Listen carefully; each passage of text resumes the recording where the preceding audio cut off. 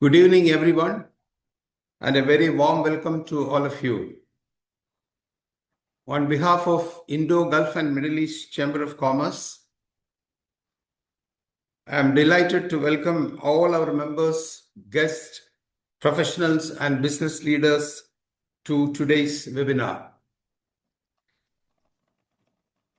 Today's session is particularly relevant for all of us as business owners, professionals, and decision makers. We have a very interesting panel today with us, and I'm sure the discussion will give us a practical understanding of how artificial intelligence can be used in our day-to-day business environment. Before we begin, just a few quick webinar guidelines for everyone's convenience and information. First, I request everyone to kindly keep your microphones muted throughout the session unless you are specifically invited to speak. Please also keep your video switched off so that we can have a smooth and uninterrupted session. We request everyone to avoid interruptions or raising questions during the presentation. Please note that we kept a dedicated open session Q&A segment immediately after the presentation, and you may post your questions during the session and we will take them up during the Q&A. Our panel members will try to address as many questions as possible during the allotted time of Q&A. So I request everyone to sit back, listen, and enjoy the session. Now, to formally welcome everyone to today's program, I'm pleased to invite our director, Dr. Davis Kallukaran, based in Oman, to deliver the welcome address. Dr. Davis Kallukaran. Hello. Yes, sir.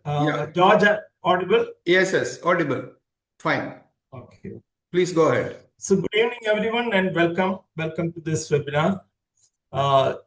INMECC, Indo Gulf Middle East Chamber of Commerce, we have been regularly interacting with our members with webinars and in-person meetings on various topics of interest to the members. And today we have our Sanjeev Padman, our member, and his friends, Mr. Manu and Mr. Gaurav, today with us to give an insight into artificial intelligence. I need not talk broadly on artificial intelligence because you are all more well learned on artificial intelligence. But we thought it appropriate to bring to the notice of our members the benefits and the pitfalls in artificial intelligence, which we have all been very much aware of. Today, we have Mr. Sanjeev with us. So Sanjeev is a very active member of our INMECC group.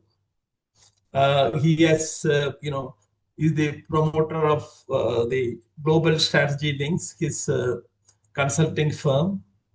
So I hope that, this will be an interactive session. Moreover, I want it to be actually open for more and more interactions rather than a unilateral commentary. Okay. So with these few words, I request Sanjeevan to take the floor. Thank you, Sanjeev? Mr. Davis. Sorry, Mr. George, you're saying something. The mic is muted. Thank you. Thank you, Dr. Davis. Now, it's my privilege to invite our chairman of INMECC, Dr. N.M. Sharafuddin, to deliver the presidential address. Over to you, sir. Thank you. I think I'm sorry because I was in a meeting and I could not join on time. So first of all, let me congratulate Mr. Sanjeev and team for accepting this and delivering such a very timely subject to the audience. Okay, I'm not talking much, but as you know, Mr. Davis would have explained what INMECC is. It's an international organization of business professionals, business leaders, and professionals across India and Middle East countries. Of course, Mr. Sanjeev is an active member of INMECC, and I welcome him once again, along with his team. And let us hear what exactly they have to teach us, and they have to inspire or whatever we could call, because this is a very relevant subject.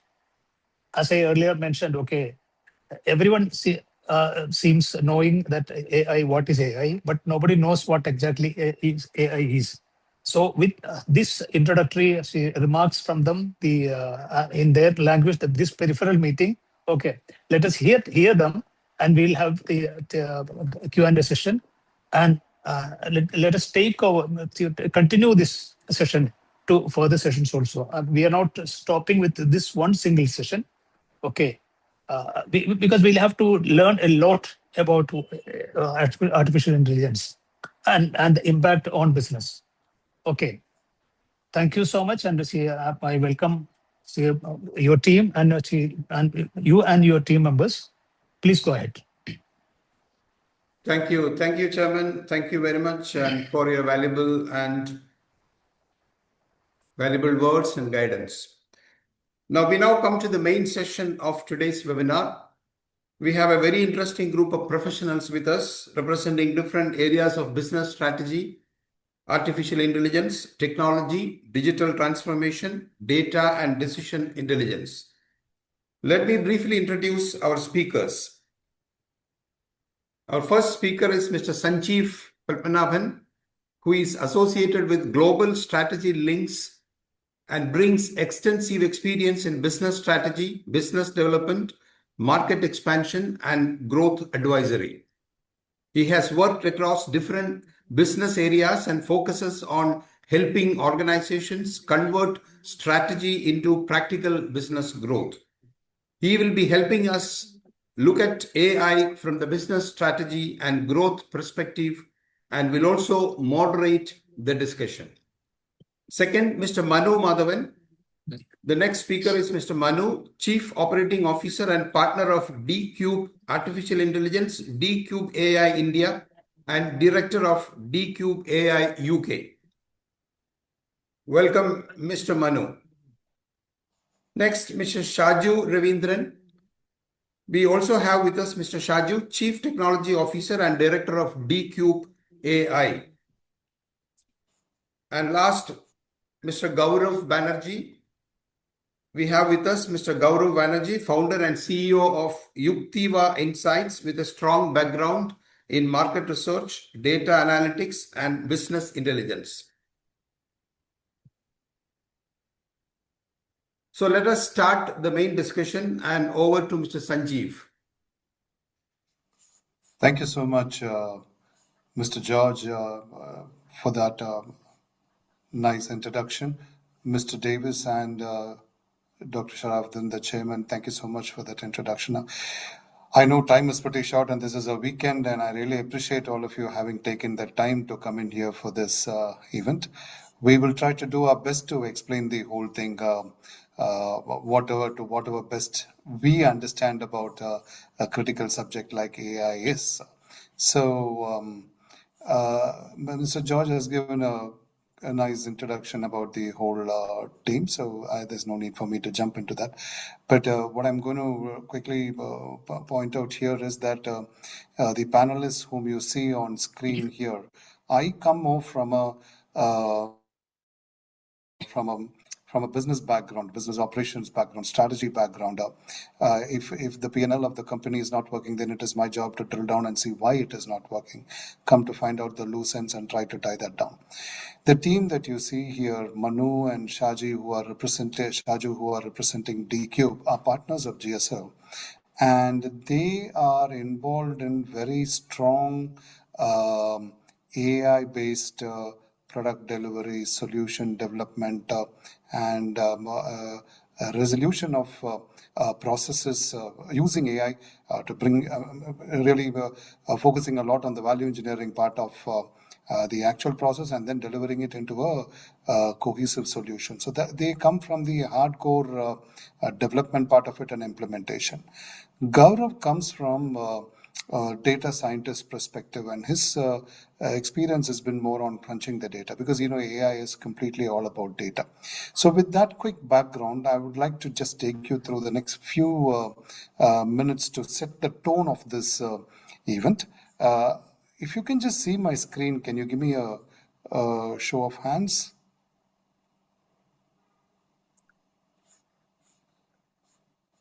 Are you able to see my screen? Yes, yes. Brilliant. Okay. So now the idea is we are looking at AI from fear to practical business power. The thing is, like, AI has been kind of grown out of proportion in terms of its branding, in terms of its announcements all across. Even from the share, if you look at it, it holds one of the highest shares in terms of value in the world. Whether it's a companies like NVIDIA or who are giving the hardware or the other developers who are bringing up AI. But the point here is like what the previous speakers were saying, there is generally a fear towards approaching AI. What will AI do? The first fear is, will it take my job? Second fear is, will it take my data? But this is what I wanted to just put a small clarity here, which my esteemed team who's along with me here today will also explain deeper as we go into this. But at a very high level, the screen, as you see, I've just put the picture of a car here, and I would like you to just draw your attention. You have been driving a car for a long time, but you never did understand the carburetor or any other parts of it or the complex wiring that is behind the dashboard of the car. But you were driving it, and one of the main reasons why the car was quite useful for you is because you knew which destination you were going. If you don't know which destination you're going, then the car is of no use. It is as good as staying in the shed. You knew how to learn, you learned how to drive it, you learned how to control the car, and then you followed certain rules which kept everybody safe on the road. So right from those olden days when there was a few cars that we used to see on a timely basis, to today where we are seeing flashy cars at every second that flashes by with us, it all serves a simple three-part rule. One is where you're going, you have to be clear about that. Second is how you are taking yourself there. And third is following the rules that are laid out there.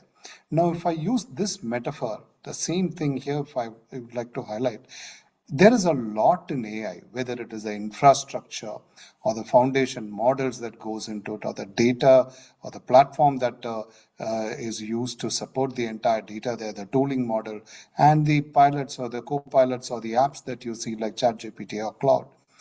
There is a lot that goes in, but the point is, you really do not need to understand the entire model of it if you want to build a complex proposal. Because most of the people here I see are business people. Some are from the educational fraternity. So if you want to do a research and develop it into a clear presentation, or if you want to develop a real complex proposal with techno commercial models sit inside the whys and why nots, the whole proposal built in a very structured manner, you don't need to know the entire part of AI. But I will bring back that same metaphor. You must know the destination. That means why you're going to use the AI. What is your business objective around it? And then what are the controls? How are you going to use this? And in the end, responsibly, how are you going to use AI? So it's a very simple modeling. AI has been used today. We know we have been seeing co-pilots and agents and workflows going around everywhere. Sometimes it's very scary to listen to these kind of things, but it does not. And most of the time we kind of relate AI to the commonly heard name ChatGPT. And then those who are using Microsoft deeply hear it as Copilot. But there are many other things connected to it. But AI has been there for a long time, from 1990s onwards, in different models. Right from the spell check that was being used for the autocorrect, that's also a form of AI. The Excel formulas that you use out there, maybe it is not AI in the real sense today, but then that is also a model where routine tasks, repetitive tasks were taken care of, and using simple formulas, you were able to save a lot of time. From there, it went on to search, maps, recommendations. Then now is when, after 2022, is when you have been seeing that the conversational part of AI, the generative part of AI, which came up. So, and this is the time when it actually, the name started firing up around the world, AI. And add to it the layoffs that happened. There were very knee-jerk decisions that happened in certain companies just because AI showed some kind of a saving, just remove the people from there. That's not the idea. The idea is you as long as you're able to identify repetitive tasks which are taking a lot of time and fit AI into that task so that your time can be saved and use your team for better, then AI becomes a strong support for you. Now, that is what I'm going to let the team talk to you about, my team, Gaurav and Manu and Shaju. I'm going to take this on a kind of a question answer mode and let them throw their thoughts on this. From there, probably we'll take it a little deeper where you understand that AI is nothing but a model where you, just like how you learn to drive your car and start using it. The more you used it better, the more it became for you. So what is the change that you're looking at? It's kind of manual work, which you change it into AI assisted work, and then an AI enabled workflow, which goes on to detailed decision support. So the work, AI can really help you compress your work from hours to minutes if used properly. And that doesn't mean you can throw the people out the organization. Humans can never ever be replaced there. The humans will have to be used for better jobs like judgment, customer management, creativity, and growth. Say, like just bringing the adage back, AI doesn't stop you from walking just because you have a car, or working just because you have AI. It gives you faster options, and that is what I would like to begin off with my questions with my team out here. So with this, I will now take the first question to Manu. I think I've given you a broad idea about what AI is, and there is no need for us to be scared or perturbed or challenged about what AI is. AI can be used easily, as good as you're using Excel or Microsoft PowerPoint. AI still gets used. So now I would like to bring on Manu for a quick question to Manu. Manu, let's hear from you. Today we are having a lot of business leaders who are in this event, who are sitting here. For somebody who has a little, let us start from there. Somebody who has little or no idea of AI. Okay, from your experience, what would you explain to them as what is AI and what it is not? If you can just give me a short answer on that, would be great. Awesome. Thank you, Sanjeev. I hope I'm audible. Audible. Yeah, thank you. Thank you. And first and foremost, good evening, and thank you, INMECC team, for creating and extending this opportunity to have a meaningful conversation, around AI in business. So thank you very much for that. Sanjeev, I think you have articulated it very well, because I think even in the intro, you have kind of made it very clear. And maybe a little bits and pieces to add over there. See, if you actually today you go online and search for AI, you get to see these robots, or you get to see this complex neural network, right? So these are the things that visually that you get to see. Now, which gives a perception to the people who are seeing this as, oh, are these machine things going to replace jobs, or are these so complex that maybe it's just a data scientist who can really consume that? So what I'm thinking is these perceptions are not very particularly helpful, right? That's my first point. So in very simple terms, and to our esteemed audience who are present today, AI should always be considered as a capability, right? Which you already mentioned. I'm just adding on to that. So this capability, which helps people and organizations take better decisions, right? Work more effectively and efficiently, and also to solve problems faster. That is the way that I would personally recommend to how AI should be conceived and thought about and understood, right? Because in very simple terms, it's actually an amplifier of human potential. That's what AI should be, right? And like you said, equally important is also understanding what AI is not, because it is definitely not a replacement for the human intelligence or creativity or judgment, because AI per se doesn't really understand the business the way our people really understand it, or for a business owner, their staff or personnel, they understand it, because um, and definitely it is not at all a universal solution that can solve every business problem without giving the right context. You gave examples of ChatGPT. If you don't give the right context, pretty much sure that you won't get the right result or the desired result, because you can always see a standard disclaimer under any AI tool that you use. For example, it says ChatGPT can make mistakes, right? So unless you give that right context, you can't expect the right kind of responses from these tools, right? So AI is something that excels at processing information, recognizing patterns, but we humans, right? All of us, we need to give the right kind of context, the ethics, the strategic direction for the tool to do its job. So I think that in simple terms, that's what AI is, and more importantly, what AI is not. Back to you, Sanjay. I think you articulated that very well, Manu. One thing is AI amplifies human potential. So, put in very simple, blunt terms, if it is used for good purposes or good input, good output comes out. Yeah. Let's leave it at that part now. And you have also very clearly ring-fenced it as to it is all what kind of result has to come out from the AI completely depends on the person who is using it. And the context, yes. Yeah. Absolutely. So, coming to Shaju. Shaju, without going too much into technicality, I know Shaju is the technical person behind it, and he loves to talk technical part of the AI.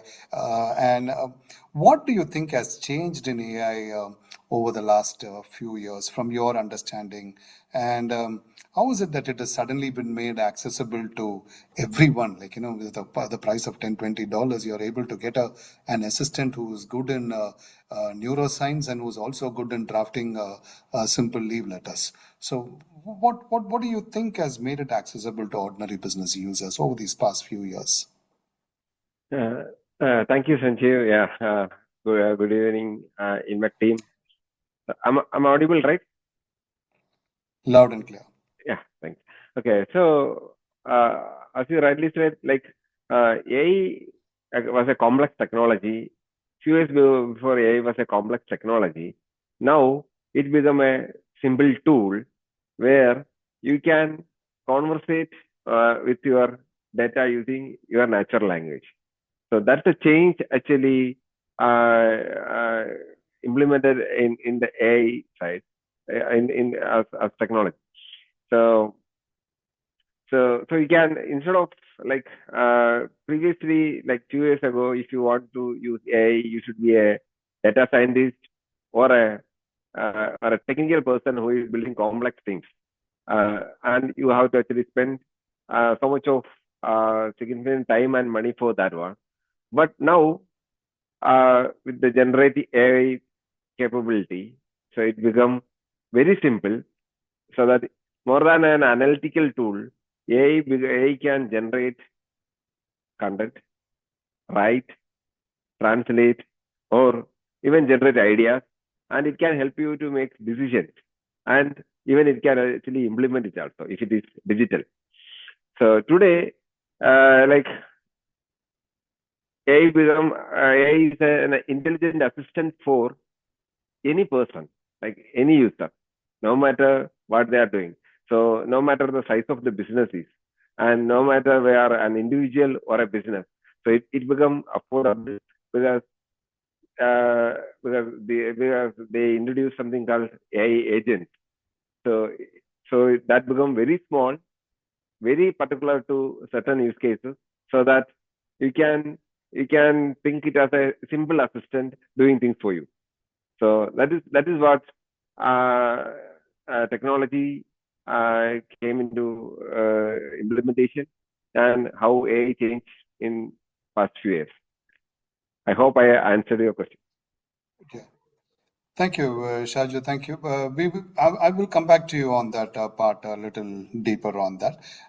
Because I think we are running very short on time here, and there's a very deep subject for us because we are just getting warmed up. So let me pull Gaurav into this to get a bit of thought from Gaurav. Gaurav, now that we have seen both from Manu's side, from a management perspective, and Shaju talking from a technical part of this, the old saying always stays put, GIGO, good in, good out, garbage in, garbage out. So end of the day, it is all about the data that we are bringing into it. So businesses already have emails, reports, customer comments, the CXDs, the inquiries, the notes, market information. How can this information that is available in some company today, okay, how can you use AI to turn this into some useful business intelligence which can work towards the betterment of the company quickly, not on long term? Sure. Thanks, Sanjeev. So before I answer that, there's one more point I wanted to kind of point out. So in your introduction, you did talk about what AI is, and you talked about the term called repetitive. I would like to add one more term to it, which is messy. So now AI is very, very adept at handling messy data, and that directly feeds into the question that you have asked. So now in an organization, there is no shortage of data. We have tons of data coming from all different sources, and the irony is we have paid for it, but we do not have time to read it, number one. And only because maybe it's not organized properly, maybe the volume and the quantum is too much. And that is exactly the use case which AI excels at. All you have to do is point it to the right folder, and it will read the whole thing for you, summarize it for you, and also at the same time, if you ask it, it can give you top three priorities, that is, or top three themes that is coming out of those data for you to act upon. And that becomes the basis of your next actionability. Just to give you a small example, about 15 years back, I used to handle the voice of customer program for a global brewer, 5,000 contacts across channels per month. It required a team and a budget. Same amount, same quantum of work can be done in an hour today. That is the massive shift. So the intelligence that businesses used to wait and spend enormous amount of time, is it actually you have an option to have it available in your fingertips at a very, very short span of time. I think you answered that. It's quite an apt point that you have put up there, Gaurav, because especially for companies today, because today the companies that we are seeing are very well experienced people who are driving the companies, but small lean teams are operating. And for these lean teams, this kind of clarity in data that they get, because we tend to forget most of the data which is sitting in our system. So this is something which you have thrown some real good light here on. Now, coming back to Shaju, I'm just putting some rapid fire questions. Shaju, now, do you think a company needs to replace its ERP, CRM, accounting, or whatever other systems that they are using before using AI? Or can AI work in tandem along with this existing systems, which could mean the point what Gaurav just said, the quality of data might not be to that level. It may be there, but it may not be clean. Like a place like Chennai, CHENNAI, could be spelled as CHENAI, and it should show two different elements. So what do you think needs to be done here? Do we have to replace the entire systems, or does AI overlay it? Yeah, no, never. No, never. We need to replace the system because these systems are used to manage, process, and collect data from various activities. So they stay same, but AI helps you to analyze data, generate insights, help you to take decisions, and sometimes execute decisions. So AI helps you to improve the quality of these data. So it is not going to replace your existing transactional tools. So that means if a company who's already having n number of systems running, for example, they have an accounting system running one side, an inventory and a payroll on another side. They have a logistics operations on one side, maybe a CRM, maybe not a CRM. So different systems working together, the data can be fed directly into the AI Yeah, layer. the AI systems actually connects to all this data and combine it, take decisions from that, and it will actually generate insight from the combined data. So most of the reports tools which is on the CRP and CRMs will be replaced. The reporting section, because the reports are like pre-determined ones, so those going to be changed because AI can give you the dynamic reports or dynamic insights, and even it can give you alerts and warnings based on predictions and anomaly detections. So quick question there on that yeah. part. So if somebody has to just lay AI over their existing systems, what is the shortest possible time that they can start, provided they know how to do this? And we know very well AI can teach how to do things, AI itself can do it. But how long do you think this kind of a mobilization would take on? Actually, that's a tricky question, I can say, but no, it is like, okay, when you hire an employee in your organization, and then you are asking him to manage all this data, so there is a preparation required for that one. So the same level of preparation is required when you actually connect this data to the AI system, because you have to So the give groundwork. So it is like okay, the shortest time span will be like 1 to 3 months. So that is how you actually onboard an employee also. So you have to actually consider it like onboarding a new employee to your organization who analyze and understand all this data and start giving you some insights. No, this is very well said. Okay. So, okay. Now, Manu, I'm jumping back to you now. Now that a company, I'm taking on from straight what Shaju has been telling, assuming that a company is already running with some kind of a digitalization out there and they would like to bring in an AI there.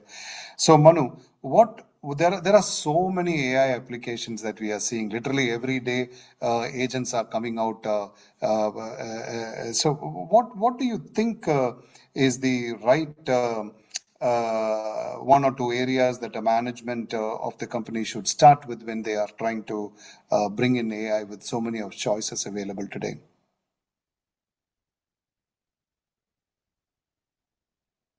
Sorry, I forgot to turn off the mute. I was just checking that. Sanjeev, yeah, if I understand your question right, is it the areas that they need to really? Is it like a step-by-step approach that we are looking at, or is it the right steps that we can,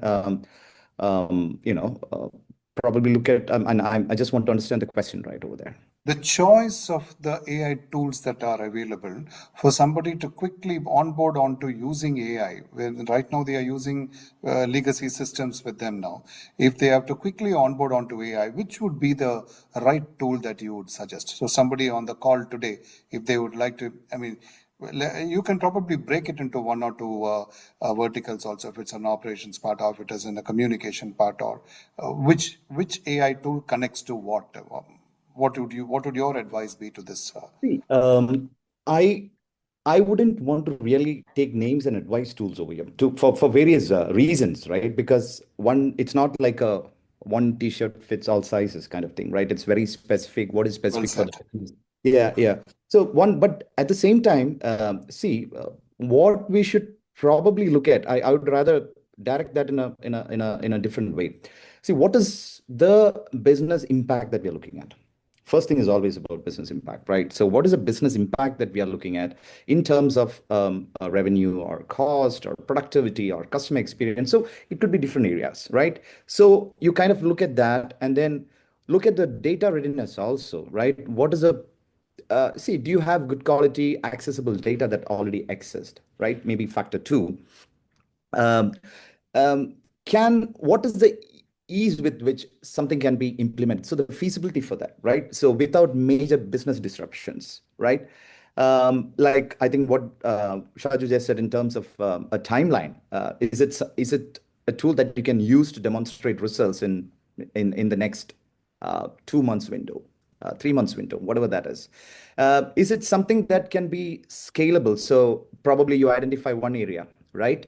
And then can it be scaled to other areas?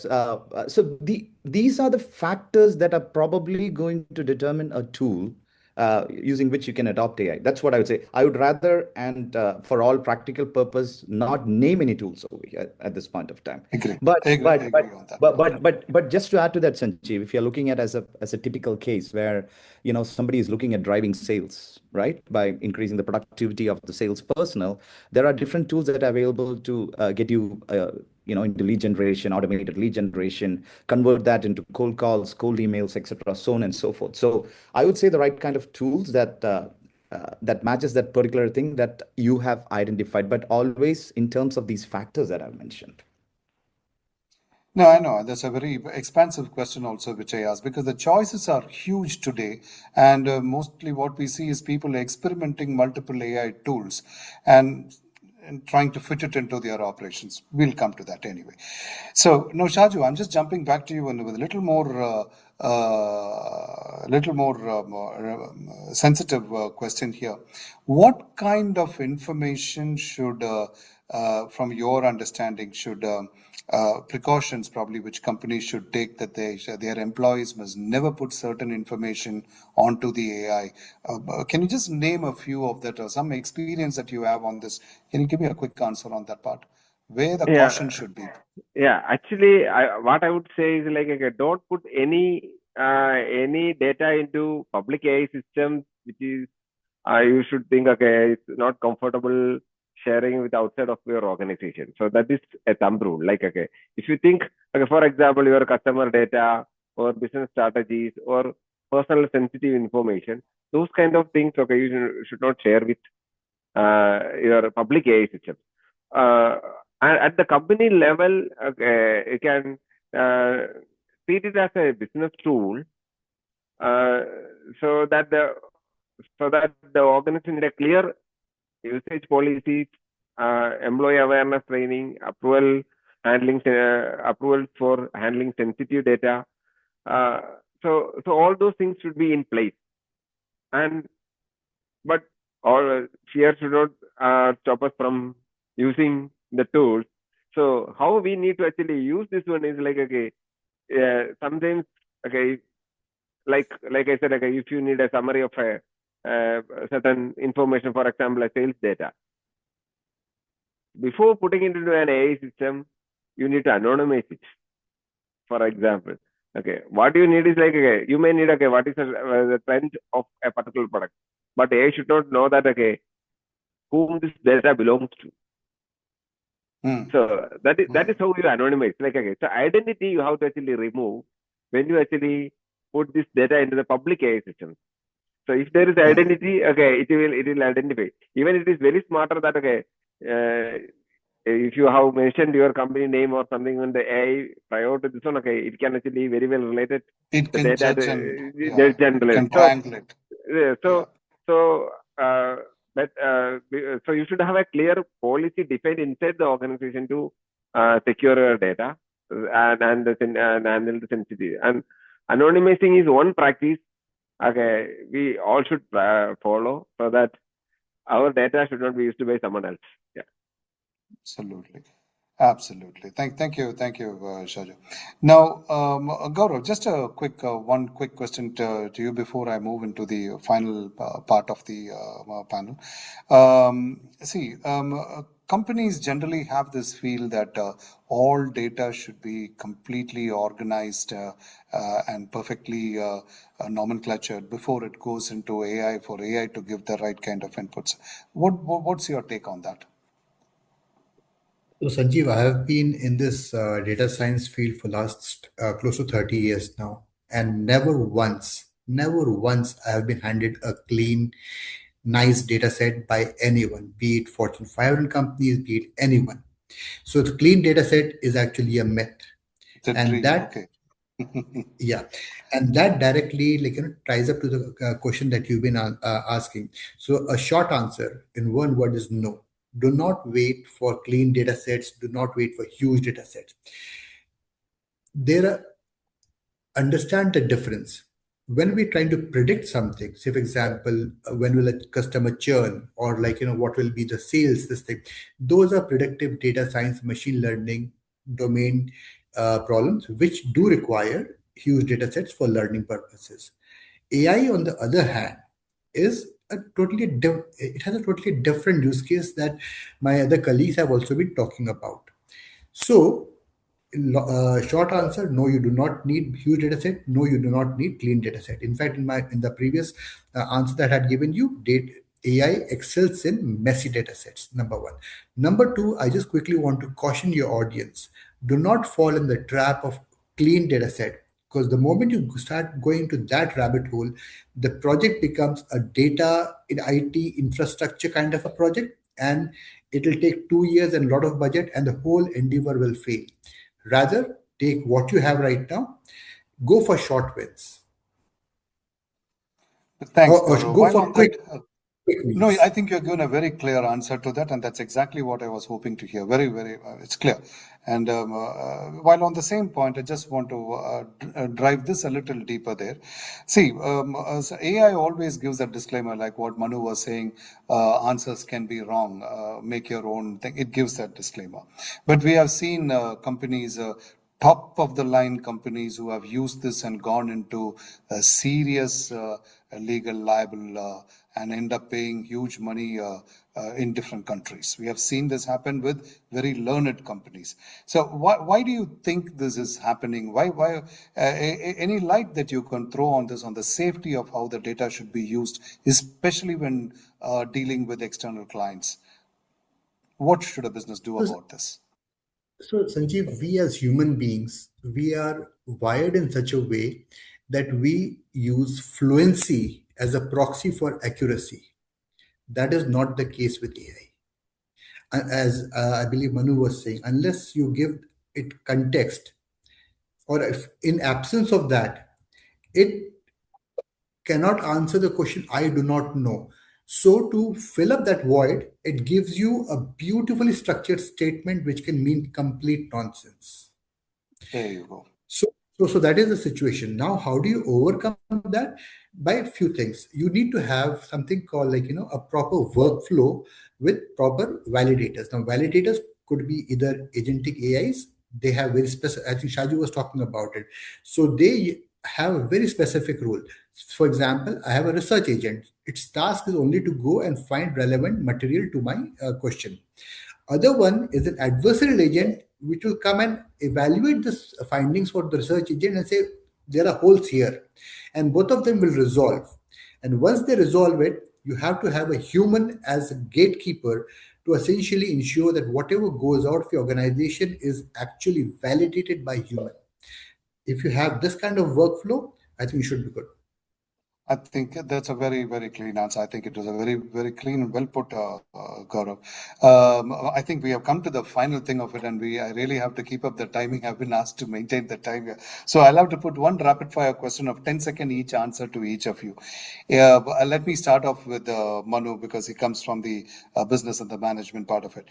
In one sentence, the question is the same to all three of you, okay? In one sentence, what should every business leader in this audience do immediately after today's webinar? Manu, can you give me this from a management perspective? Okay. So, okay. I think it's always good to go back and see and where we are losing. Is it in terms of time, money, or opportunity? Identify that first, right? And then that's where your AI journey is going to start, if I put it that way. Brilliant. Okay. Shaju, over to you. Same question. For me, I will say, okay, don't start by asking how to implement AI, but start by identifying your biggest business challenges and ask where AI can deliver some measurable value. So that will be a starting point, and you can think of implementation next. Brilliant. Good. Gaurav, how do you throw some light there? My recommendation would be to the audience, before this week is out, take the messiest pile of your customer information you already own, the complaints, the inquiries, the call notes, and ask AI what is in it. I guarantee you will learn more in 1 hour than any strategy meeting. I think that's very well put there. See, this is the, I think, thank you so much, three of you gentlemen. Thank you so much. And to the audience out here and the INMECC team, and then, the whole idea of structuring this webinar, some questions might have been a little base, some questions might have been a little more focused on. The idea is to say that AI is a tool, pretty much like how you learned to ride your cycle or your car those days. You know how exciting it was and how interesting it was to do it. That's the same place where we are sitting with AI today. If you spend some time and see how AI can be used in, if you are a 4-member team or a 40-member team or 4,000-member team, you can compound that work into so many times. That's what I would probably say from my side on. So thank you so much, gentlemen, and INMECC team. I really appreciate that, and I hope we have kept up the time here on.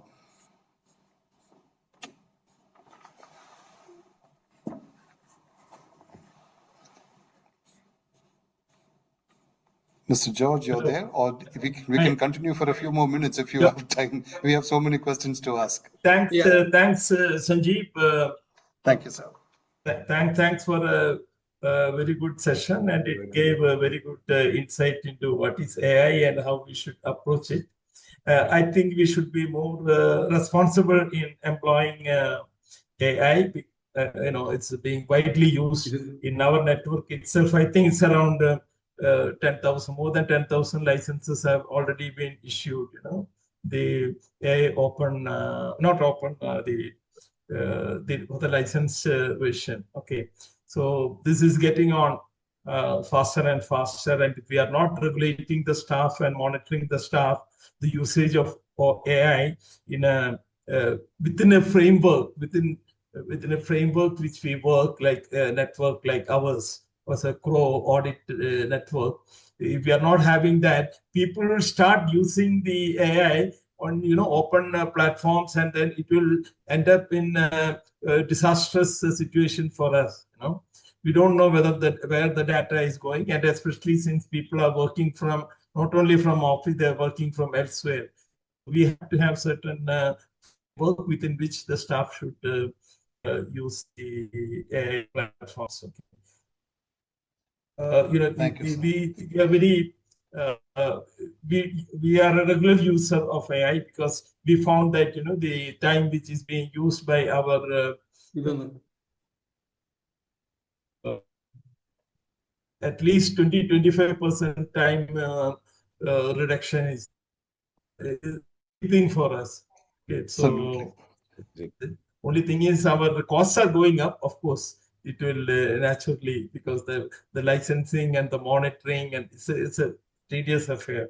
Okay, so thanks, Sanjeev, and your colleagues Manu and Gaurav and Shaiju. They did a very good job within the permitted time. Thank you very much. Okay, all right. Okay, over to you, Chairman.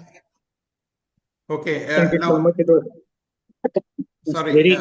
very useful and important information that you have shared with.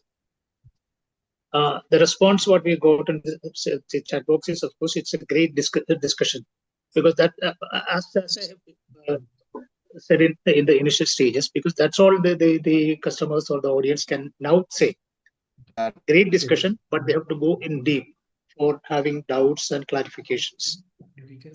So let us have the response back, and we will be posting this video on our website also, so that later also we can get a lot of maybe queries or clarifications in between.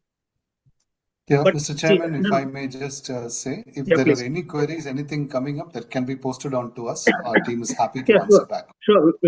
No, it is coming normally after the webinar, because many people are not attending the webinar, but a lot of people have shown interest, but they will be seeing the webinar on our website, and they will be certainly responding back, as this is a very vast subject. Okay, everyone who have opined here has expressed it's a great discussion. That's of course, and you're going through some tiny informations also, like anonymize your queries, as Mr. Shaju was mentioning. Okay, how do we anonymize? How we can hide the identity? When we start using ChatGPT, these are small questions. Which I had in my mind when I was listening to this. So that many questions like this or many doubts like this will be coming. If Shadi, you can just explain how this process is to be done, so that the others also can understand. Okay, thank you, sir. Okay, so what happens is like, okay, so think from a human perspective. So when you get a data, so how do you actually map or relate the data with your business? Okay, basically, suppose you have a sales data. So you may have customer name and the total sale value. Simple example: customer name and total sales value, and a sales data, maybe an invoice number. So if all this data coming together, that means, okay, you can identify the record. If you say the customer name as A, that means the whole record will become irrelevant, like, or meaningless. But you know that A means it is Shaju, or B means Manu, or C means Sanjeev. So anonymize means, okay, you have to actually, when you put data into these public sources, okay, if you anonymize this one, okay, the other part one. But your question, you are asking to AI means, okay, who is your best customer?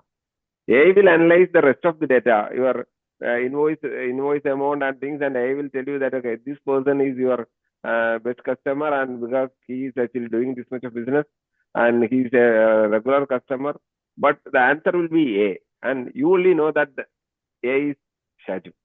So that is how you simply anonymize your data. So those kind of practices have to be actually built inside the organization if you are using this kind of tool, because everybody tend to use this one because this is very easy to use. So you cannot actually stop, but build practices. So this is a simple example for me. Yeah, it's very true. Though we are utilizing this AI, see, like you said, it's from the predictive test onwards. Okay, we are utilizing AI in many of our activities. But realizing that it is AI and realizing that, okay, we should improve the activities through AI, and we can get to see optimize our results. That is what the people are really looking for. That's why we are talking about the impact on AI impact on business, how it will impact on particular businesses. Now, generally, you have explained it very well. The technology, as it amplifies human potential and all, everything was explained in a nutshell. But when we customize it, naturally, because we have to go in depth. That is what we have to see. Then only we will be implementing that and getting utility out of using it AI, right?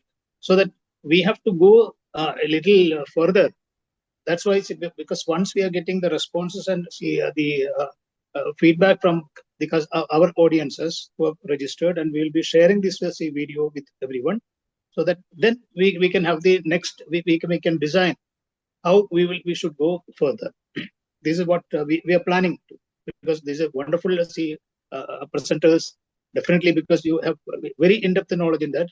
But people who are listening for the first time or listening for knowing what exactly AI is further will have a lot of questions once they really understand AI. Like I mentioned, this simple question. Okay, we will take it forward, because now every webinar we used to get a lot of questions, but this, as I told you, because everyone pretends to know what is AI, but exactly no idea about how it is affecting their business activities. That is what we should make them understand. How it can be elevated their businesses, how it can the expansion of their business, or maybe the better utilization of AI for expanding their businesses. This is why what we have to aim for the membership and the other audience in this forum. Let us do that in future also. But this is not, we are not stopping here. This is only a start. Okay. Actually, sir, the main challenge for most of the organization is like adopting AI. So what we need to actually think is like, okay, there are two parts of AI adoption. One is you can handle your operations, like, and the second part is the strategic part. So operations is like AI is AI can be adopted in operations as automation. Okay, previously when you say automation, it will be like sequential steps. But now AI brings in intelligence so that it can take much better workflows. So automation will become more intelligent. So there is where the one adoption of it. But the value comes on the strategic part also, because that is where the future is. So AI helps you to actually adapt. So we need to identify the easy. I think the low hanging fruit is the operational part. Like, okay, if you are spending 1 hour for reading your email every day, okay, AI can actually help you to summarize every email in 10 minutes and identify the important ones, and it can get you answers prepared so that you can send it to this one. So the tools are available. You can integrate with your email, this one, and email application, and you can use. So that's the early adoption tools kind of things you can think of. But when it comes to strategical parts, okay, there is where the data play a more important role, because okay, the preparation of data, so that comes into place. So strategic things, you have to plan better. Then there is where the enterprise AI comes into picture, and then you need to adopt that one. So the operational part, you can deal with the tools. Strategic part, definitely you have to customize it. So Shaju, we have to be very think cautious. there was So one we have to be question. very cautious in case of leakage of data also. If suppose we are open everything and we are sharing everything with AI, naturally, because our data also can be leaked out. And Yeah. we say it for a comparison. If suppose somebody is asking, Yeah. what is the strategy of my or the status of my competitive business, definitely AI will be utilizing all the data what we are giving to. Yeah. Actually, there is where the enterprise AI actually comes into picture. So you have to implement the enterprise AI. So there is where all the strategic things comes in. So you have to adopt enterprise AI over there to ensure that your data is secured. So you need a lot of planning. This is exactly what we need to make an awareness among our business friends. Yeah. Okay, how we can utilize the AI for effectively for the growth of our business.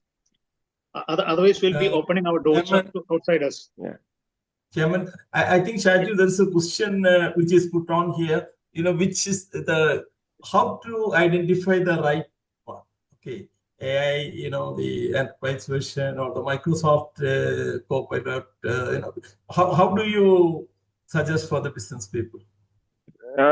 Actually, sir, so these tools, like, okay, suppose you are using the Microsoft platform for your emails and other things.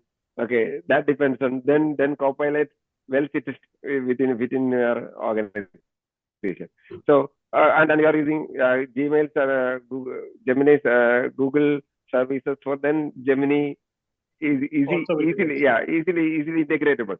But in other ways also it can work. Yeah.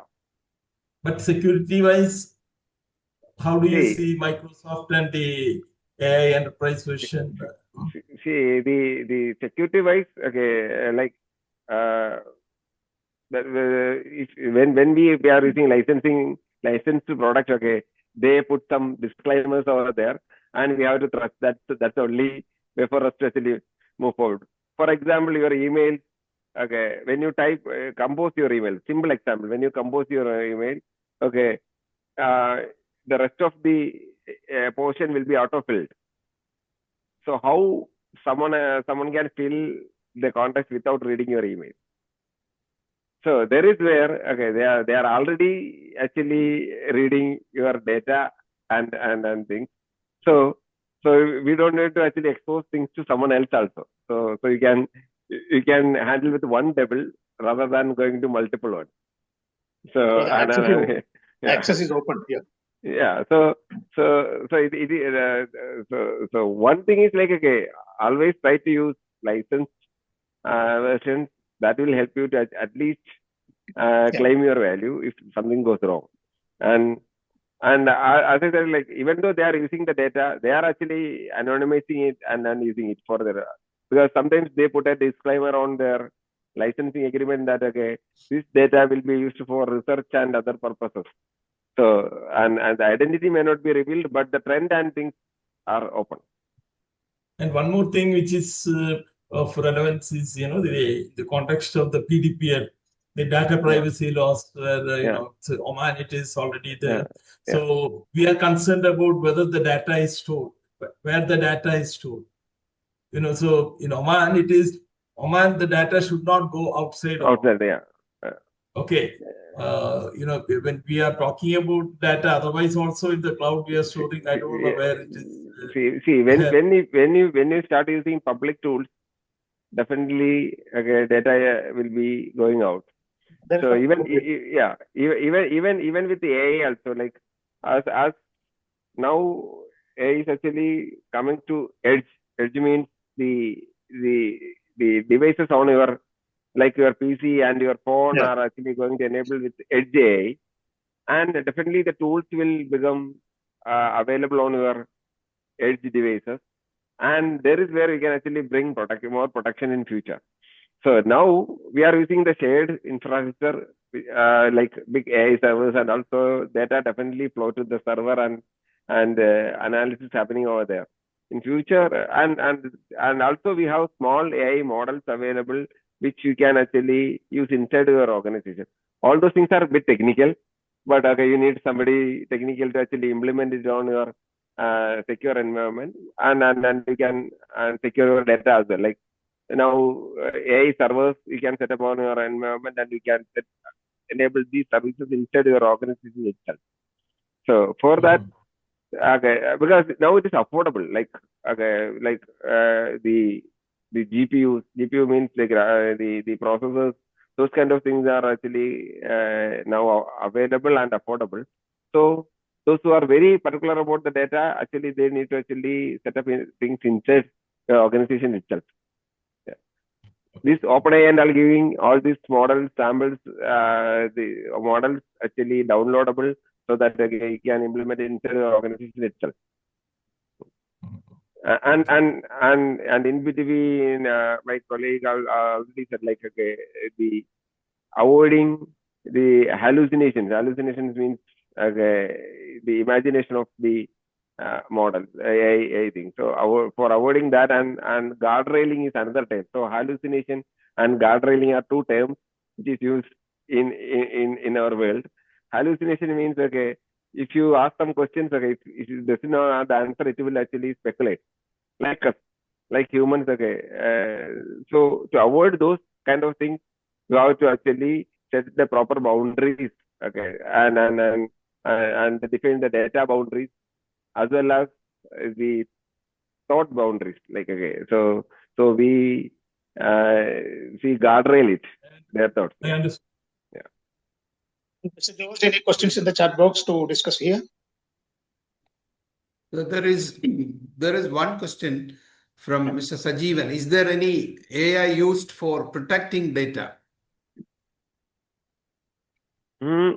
Actually, we can use the AI for protecting data as well, like, because AI is like is an employee. As like a human, you can actually use AI for any purpose. Suppose you want to actually protect your data, okay, there are methods of encryption and all things like that. Okay, you can ask AI to actually encrypt your data, and you can ask AI to actually monitor who is actually accessing the data. So it can be a security for you. So we can actually configure it for different purposes based on our requirement. It's a raw brain, I can say.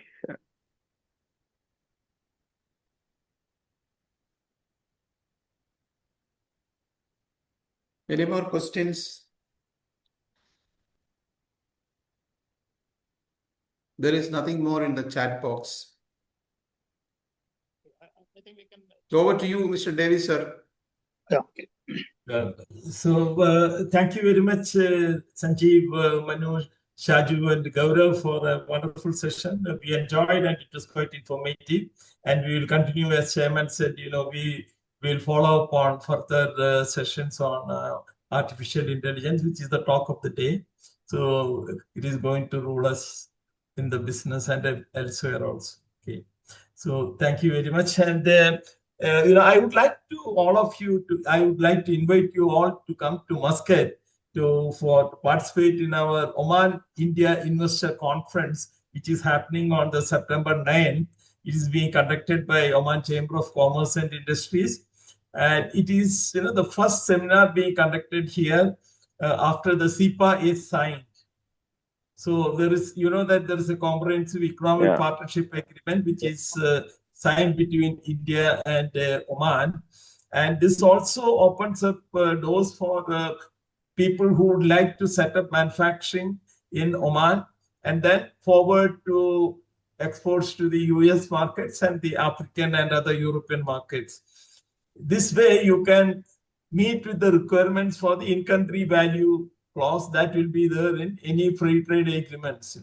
In India also there is whatever is going from Oman, there has to be an ICV which is put up in Oman itself. So such things are there. So in order to understand more and more on this, we have a one-day seminar on the investor conference here, Oman India CEPA. Mainly it is CEPA based. So Oman, why Oman? You might be thinking that Oman is still, I can say that it's a virgin land as far as exports and imports and economic activities are concerned. So you have a lot of opportunities available in Oman, and the government is rolling out several programs, several facilities, several incentives, and several freebies for the manufacturer who will come and set up their business in Oman, which will create employment. And now the main areas which the conference is concentrating is manufacturing, logistics, food processing, healthcare, tourism, IT, renewable energy, and startups. Okay, and we also added the mining also into this activities. Of course, tourism is our prominent thing, but this conference will be mainly concentrating on manufacturing. Then second is logistics and digitalization of the economy. These three areas are going to take focus in this conference. So I would like to welcome you all to this is happening at the St. Regis Hotel, the most premium hotel in Oman. Have a golf course and wonderful place. You should come and visit. As you know that we are all coming from India, our one of our famous writers, he wrote that you should visit Oman before we die. Okay, this is how the tagline goes. So come to Oman. So we will arrange everything for you, B2B meetings, and there will be a lot of opportunities being placed before you. So please do. If you want any help, INMECC can help. We are promoting this as a partnering with the Oman Chamber. So please do come, and INMECC will take care of your facilitate your movements in Oman, arranging the meetings and meeting the right people. Thank you very much. So looking forward. Over to you, George. Yeah, I think we have come to the end of the session today. Thank you very much. Suresh, are you Thank you very online? much. Sorry? Mr. Suresh? No. Okay. Thank you very much, Mr. Sanjeev, and thank you to all our speakers for those very insightful presentation. Pleasure. I'm sure our participants have already got many ideas. Now, this is the opportunity for the participants to interact with our panel, basically. So, okay, thank you so much. I invite so I invite the chairman to say a word of thanks, a few words, please. Okay, thank you, Mr. George, because it is really worth attending such a very useful webinar, useful subject to discuss. As I'm always, or maybe many of us are always interested to know more about what is AI, what is the impact of AI on our own business, and how we can implement this thing. Dr. Suresh also has joined. Okay, how we can implement these things effectively.